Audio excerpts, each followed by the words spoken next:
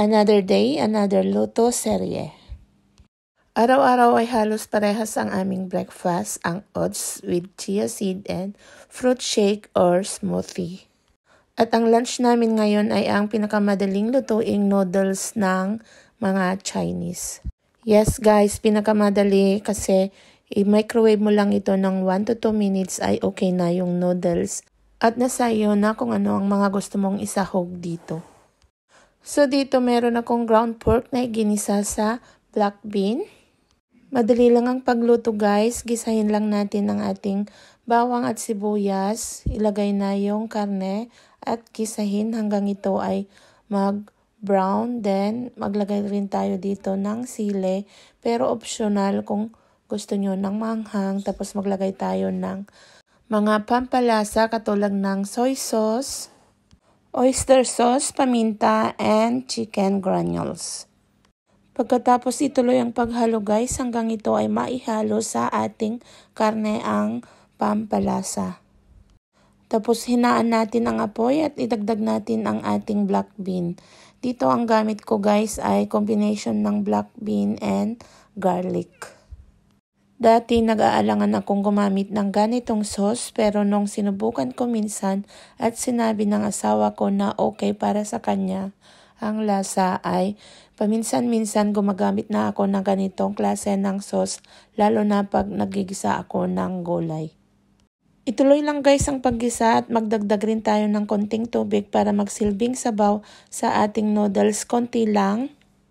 Then simmer for 3 minutes, then patayin na ang apoy. Maggayat din tayo dito ng dahon ng sibuyas o spring onion guys. Then i-sprinkle natin dito sa ating meat and set aside for later use.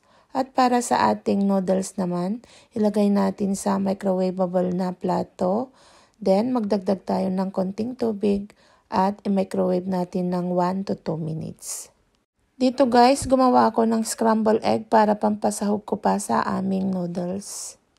At hinango ko muna for later use too. Then, at the same pan, nagisa rin ako dito ng gulay na pak choy at mushroom.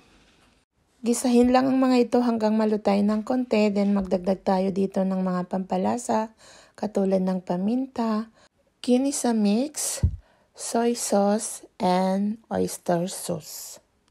Pagluto na lahat yung gusto nating isahog sa ating noodles, idagdag na natin lahat ito sa ating noodles, then halo-haloin natin hanggang ito ay ma-mix ng mabuti. Then iserve na natin guys while it is still hot. And for the rest of the day naman guys, gumawa ako ng vegetable spring roll. Dinagdagan ko ng konting minced pork, shredded carrots, shredded beans, and shredded cabbage.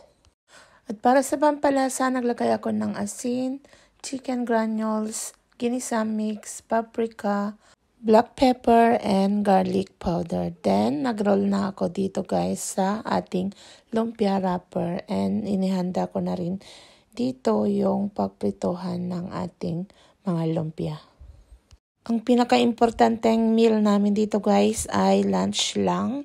The rest of the day ay kahit kung ano na lang ang available dyan. Kaya prinito ko na lang ito, inilagay sa countertop. At kapag gusto mong kumain ay kukuha ka na lang ng kaya mong ubusin. So this is it guys. Prito na ang ating lumpia. And again, thank you for always watching. And follow for more guys.